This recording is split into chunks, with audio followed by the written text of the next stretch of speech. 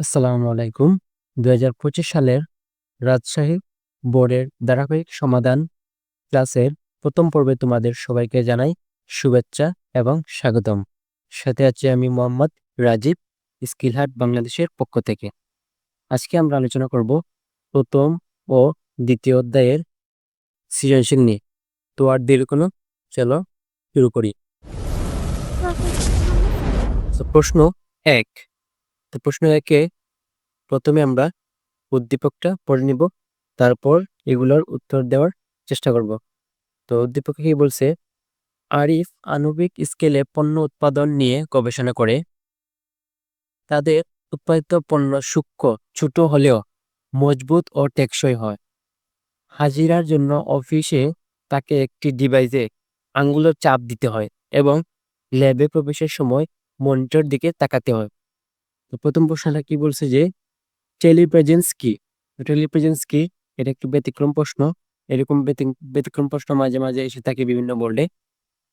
Telepresence হলো একটি উন্নত প্রযুক্তি যা ব্যবহার করার জন্য অন্য একটি স্থানে উপস্থিত থাকার অনুভূতি তৈরি করে।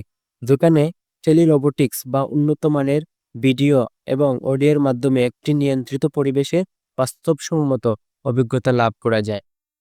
২ নম্বর কোয়েশ্চন কি বলা হয়েছে? প্রযুক্তি ব্যবহার করে মোটর ড্রাইভিং শেখা সম্ভব, ব্যাখ্যা করো। প্রযুক্তি ব্যবহার করে মোটর ড্রাইভিং, তো এখানে কোন প্রযুক্তির কথা বলা হয়েছে এটা ধরতে হবে, তারপর এটা সম্পর্কে একটু ব্যাখ্যা করে নিবা। তো এই যে ২ নম্বর প্রশ্ন, ভার্চুয়াল রিয়েলিটি প্রযুক্তি ব্যবহার করে ভিআর ভার্চুয়াল রিয়েলিটি প্রযুক্তি ব্যবহার করে মোটর ড্রাইভিং প্রশিক্ষণ সম্ভব। এক্ষেত্রে কম্পিউটার সিমুলেশনের মাধ্যমে ড্রাইভিং প্রশিক্ষণের জন্য চালককে একটি নির্দিষ্ট আসনে বসতে হয়। চালকের মাথায় পরিহিত হেড মাউন্টের ডিসপ্লের সাহায্যে কম্পিউটার দ্বারা সৃষ্ট যানবাহনের অভ্যন্তরীণ অংশ এবং আশেপাশের রাস্তায় পরিবেশের একটি মডেল দেখানো হয়। প্রশিক্ষণটা এই পরিবেশের সাথে একাত্ম হয়ে বাস্তবায়নে মোটর ড্রাইভিং কৌশল রপ্ত করতে সক্ষম হয়। অর্থাৎ এর মাধ্যমে সহজেই ড্রাইভিং প্রশিক্ষণ সম্ভব হচ্ছে। তো এই যে ভার্চুয়াল রিয়েলিটিটা প্রতি বছরই ভার্চুয়াল রিয়েলিটি থেকে পোস্ট করে আসতে থাকে। তো এটা নিয়ে খুবই একবারে নিখুঁত ধারণা রাখবা। তোমাদের ২০২৬-২৭ সালের পরীক্ষার্থীর জন্য এই বিষয়টা খুবই গুরুত্বপূর্ণ।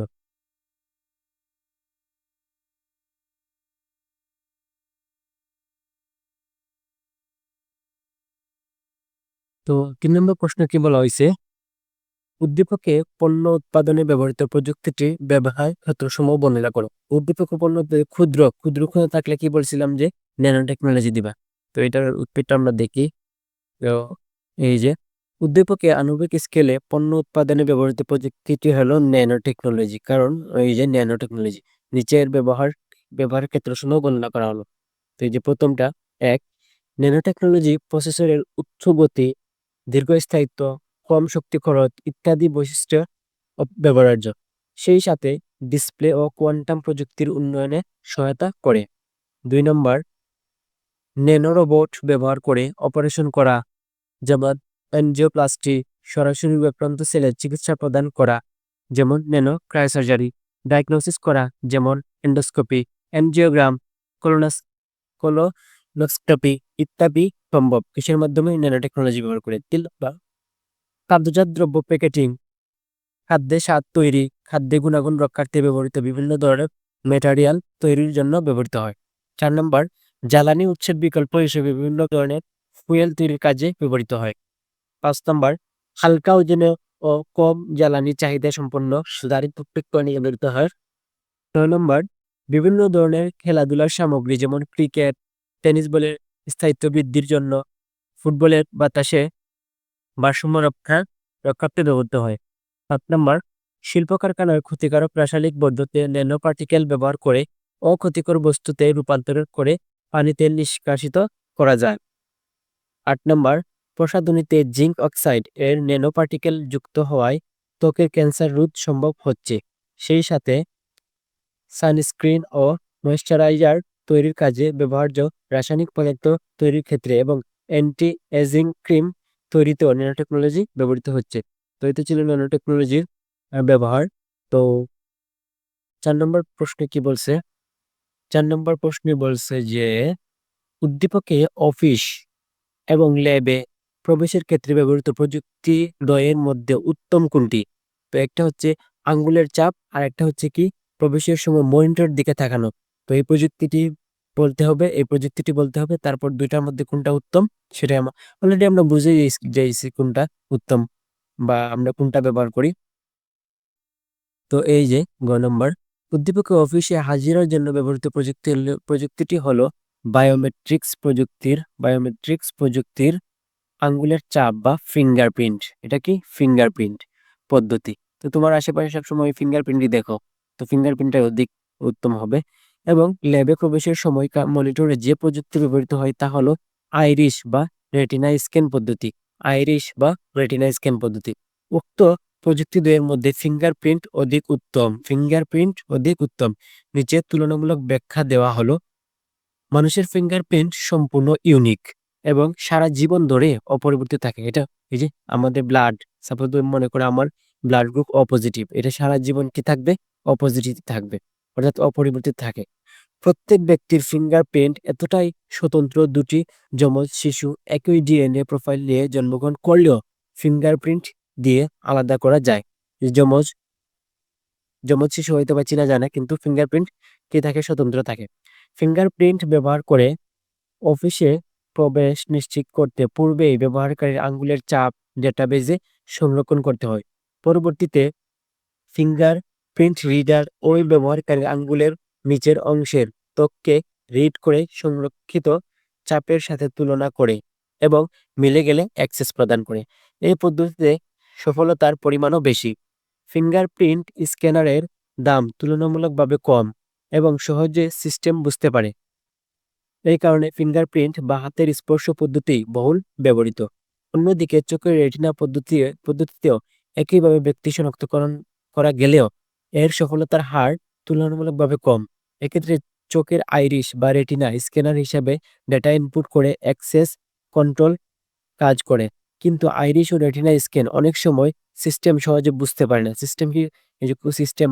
সিস্টেমটা কি করতে পারে না? সহজে বুঝতে পারে না। এছাড়া ডিভাইসটির দামও বেশি, তাই ফিঙ্গারপ্রিন্ট প্রযুক্তিটি বেশি উত্তম, অর্থাৎ ফিঙ্গারপ্রিন্ট প্রযুক্তিটি উত্তম। তো এটা ছিল 4 নম্বর। দেখুন আমরা 2 নম্বর প্রশ্নটা আর উদ্দীপক পড়ব এবং ক্রমান্বয়ে তার আনসার দেওয়ার চেষ্টা করব। 2 নম্বর প্রশ্ন, উদ্দীপক কি বলছে? জালাল সাহেব মূল অফিসের 20টি কম্পিউটারকে ইএমআই প্রভাবমুক্ত, এই যে ইএমআই প্রভাবমুক্ত কেবল বা ইএমআই প্রভাবমুক্ত কেবল বললে কি বুঝবা? ফাইবার অপটিক কেবল ব্যবহার করে নেটওয়ার্ক গঠন করেন। ইএমআই প্রভাবমুক্ত কেবলের নাম কি? Fibre optic cable. Fibre fibre fibre optic cable বা অপটিক্যাল ফাইবার কেবল, যাই বলো, ফাইবার অপটিক কেবলও বলতে পারো, আবার অপটিক ফাইবার কেবলও বলতে পারো। তিনি 20 কিলোমিটার দূরে শাখা অফিসের জন্য 10টি কম্পিউটারকে IEEE 802.11, অর্থাৎ এই প্রযুক্তিটি আমাকে ধরতে হবে। স্ট্যান্ডার্ড প্রযুক্তির মাধ্যমে নেটওয়ার্কভুক্ত করেন। উভয় অফিসে নেটওয়ার্ককে যুক্ত করতে তিনি IEEE 802.16, অর্থাৎ এই প্রযুক্তিটি আমাকে ধরতে হবে। তো এই প্রযুক্তিটি আমরা জানি, এটা হচ্ছে ওয়াইফাই। এই যে 802.11 এটা হচ্ছে ওয়াইফাই। আর এই যে এটা হচ্ছে কি ওয়াইম্যাক্স, এটা কি ওয়াইম্যাক্স। তো এই এই তিনটা প্রযুক্তি যে ইএমআই প্রমুক্ত, এটা হচ্ছে কি ফাইবার অপটিক কেবল, আর একটা হচ্ছে কি ওয়াইফাই, আর একটা হচ্ছে কি ওয়াইম্যাক্স। কেন তিনটা প্রযুক্তির কথা বলা হয়েছে? তো তো প্রথম প্রশ্নটা কি রিপিটার কি দেখি। রিপিটার এক ধরনের কানেক্টিভিটি ডিভাইস যা দুর্বল সিগন্যালকে অ্যাম্প্লিফাই বা শক্তিশালী করে গন্তব্যে প্রেরণ করে। তো 2 নম্বর প্রশ্ন, প্রেরক ও প্রাপক হিসাবে একই ডিভাইসে ব্যবহৃত হয় ব্যাখ্যা করো। প্রেরক ও প্রাপক হিসাবে একই ডিভাইস ব্যবহৃত হয় ব্যাখ্যা করো। এই যে প্রেরক ও প্রাপক হিসাবে একই ডিভাইস ব্যবহৃত হয় এমন একটি ডিভাইস হলো মডেম। এমন একটি ডিভাইস কি? এই যে মডেম। নেটওয়ার্কিং এর ক্ষেত্রে মডেম কম্পিউটারের ডিজিটাল সংকেতকে অ্যানালগে রূপান্তর করে পাঠায় এবং অপর প্রান্ত থেকে আসা অ্যানালগ সংকেতকে ডিজিটাল রূপান্তর করে গ্রহণ করে। ফলে মডেম একই সঙ্গে তথ্য প্রেরণ ও গ্রহণে সক্ষম, অর্থাৎ এটি প্রেরক ও প্রাপকের প্রাপক উভয়ের কাজে ব্যবহৃত হয়। অর্থাৎ মডেম কি করে ডিজিটাল সিগন্যালকে অ্যানালগ সিগন্যালে, আবার অ্যানালগ সিগন্যালকে কি করে ডিজিটাল সিগন্যালে রূপান্তর করে। 3 নম্বর প্রশ্ন, মূল অফিসে ব্যবহৃত মাধ্যমটির গঠন ব্যাখ্যা করো। তো আশা করি উদ্দীপকটা ভালো করে বুঝতে পেরেছো। আমি তো বুঝিয়ে দিয়েছি। তো এখানে কি বলা হয়েছে দেখি, এই যে 3, এই মূল অফিসে ব্যবহৃত মাধ্যমটি হলো অপটিক্যাল ফাইবার কেবল। এই যে অপটিক্যাল ফাইবার কেবল, ওএফসি বা ফাইবার অপটিক কেবল। নিচের গঠন বর্ণনা করা হলো, বিশেষভাবে পরিশুদ্ধ কাচের অত্যন্ত সূক্ষ্ম তন্তু দিয়ে তৈরি যে কেবলের মাধ্যমে আলোর গতিতে ডেটা আদান প্রদান করা হয় তাকে অপটিক্যাল ফাইবার কেবল বলে। অপটিক্যাল ফাইবার কেবলের তিনটি অংশের সমন্বয়ে গঠিত। কয়টা অংশ? যে 3টি অংশের সমন্বয়ে গঠিত। অংশ 3টি কি? এই যে কোর, ক্ল্যাডিং, এই জ্যাকেট। এই যে কোর, এই যে এই অংশটা হচ্ছে কোর, এই অংশটা হচ্ছে কোর, এই যে এই অংশটা হচ্ছে কি ক্ল্যাডিং, আর এই সম্পূর্ণটা হচ্ছে কি প্লাস্টিক। তো প্লাস্টিকের একটা নাম হচ্ছে কি জ্যাকেট। প্লাস্টিকের একটা নাম কি? জ্যাকেট।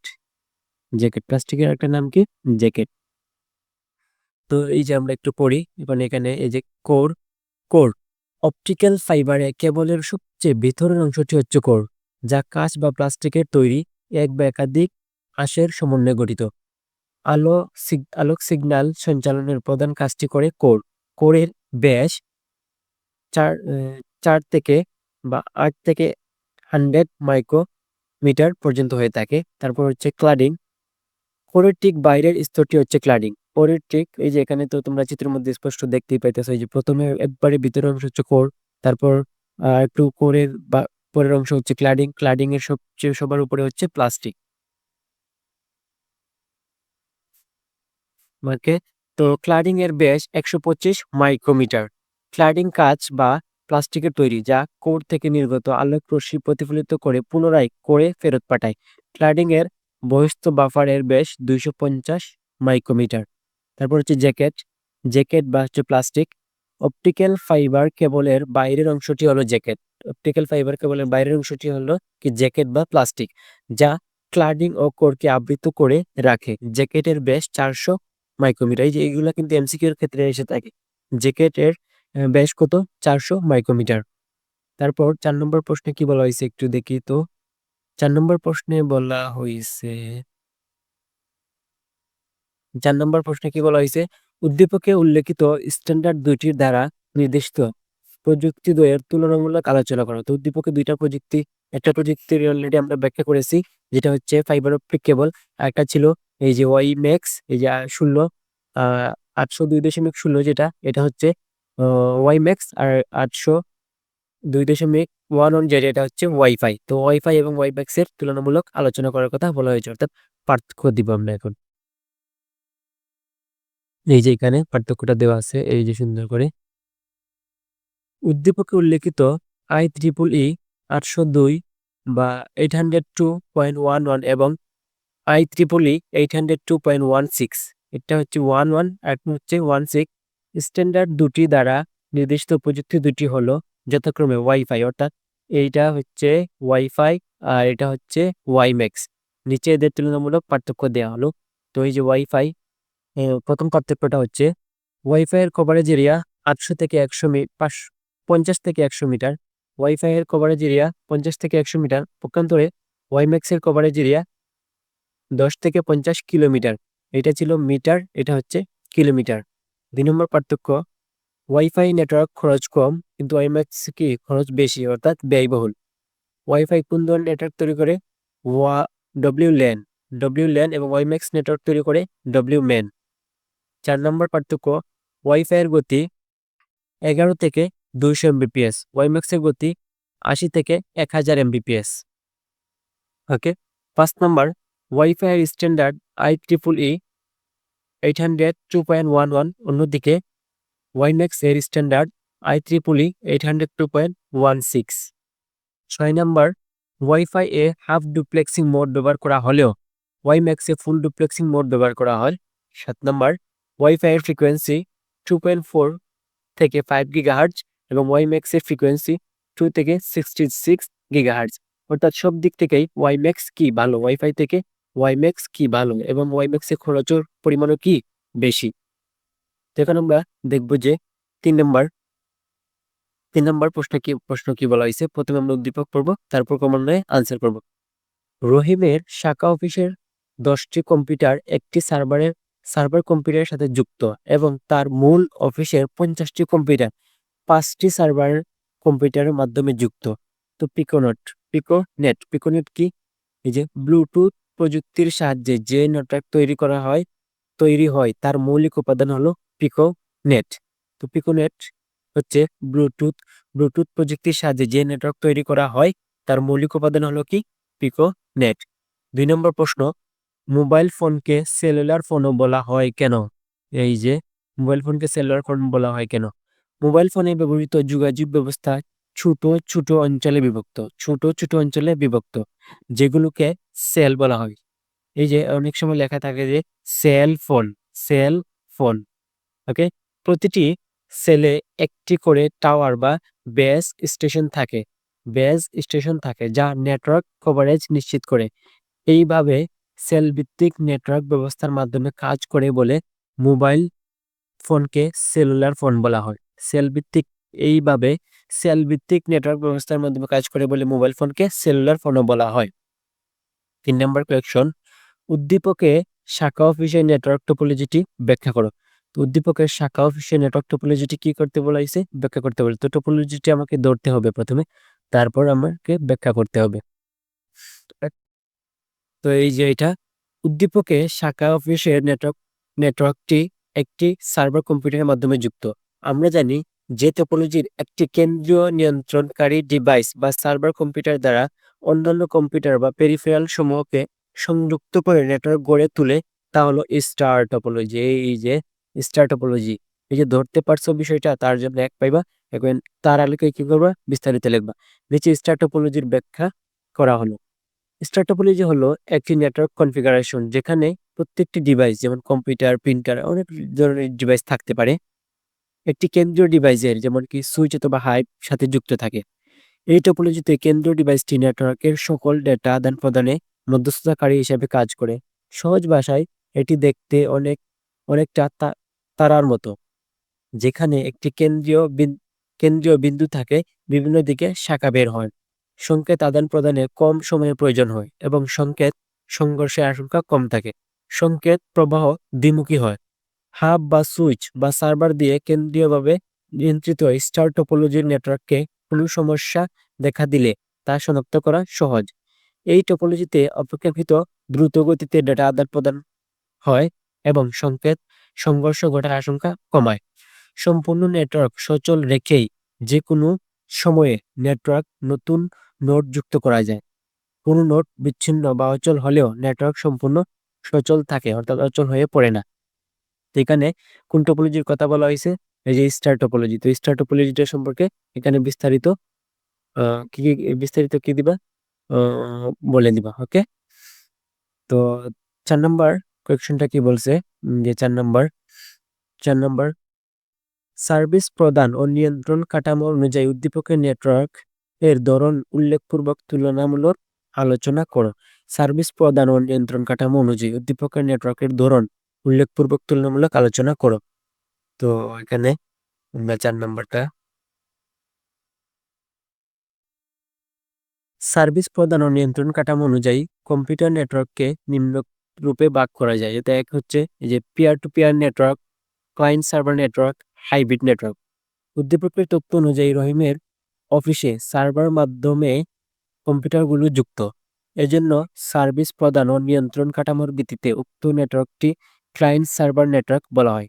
ক্লায়েন্ট সার্ভার নেটওয়ার্ক পদ্ধতিতে একটি কম্পিউটারকে সার্ভার হিসেবে ব্যবহার করা হয়। এই সার্ভারের সাথে একাধিক কম্পিউটারের সংযোগ দেওয়া হয়। এই সংযুক্ত কম্পিউটারগুলোকে ওয়ার্কস্টেশন বা ক্লায়েন্ট বলে। সার্ভার সার্ভার ক্লায়েন্টকে সেবা প্রদান করে। একই সাথে একাধিক ব্যবহারকারীর সার্ভার থেকে ডেটা ফাইল, প্রিন্টার, বিভিন্ন অ্যাপ্লিকেশন সফটওয়্যার ব্যবহার করতে পারে। ক্লায়েন্ট সার্ভার নেটওয়ার্ক আবার দুইভাবে বিভক্ত।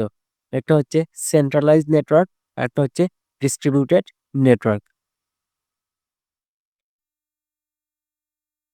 এখন সেন্ট্রালাইজ নেটওয়ার্ক কি আর ডিস্ট্রিবিউটেড নেটওয়ার্ক কি তার সম্পর্কে আমরা একটু দেখি। সেন্ট্রালাইজ নেটওয়ার্ক একটি প্রধান বা হোস্ট কম্পিউটার এবং টার্মিনাল নিয়ে গঠিত।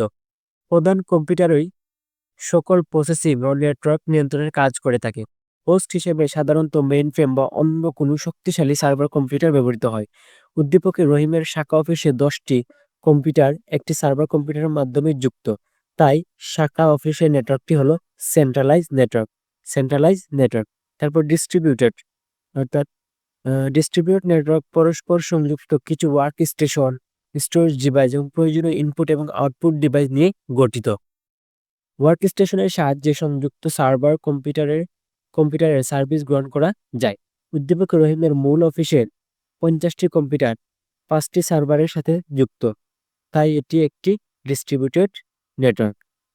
তো এটা ছিল প্রশ্ন 1, 2, 3 অর্থাৎ প্রথম ও দ্বিতীয় অধ্যায়ের সৃজনশীল প্রশ্নের সমাধান। তো ভিডিওটি যদি ভালো লেগে থাকে তাহলে অবশ্যই লাইক, কমেন্ট এবং সাবস্ক্রাইব করে স্কিল হাব বাংলাদেশের সাথেই থাকবা। So thank you so much for watching this video. Keep watching and stay study with properly. ভালো থাকো, সুস্থ থাকো। আসসালামু আলাইকুম।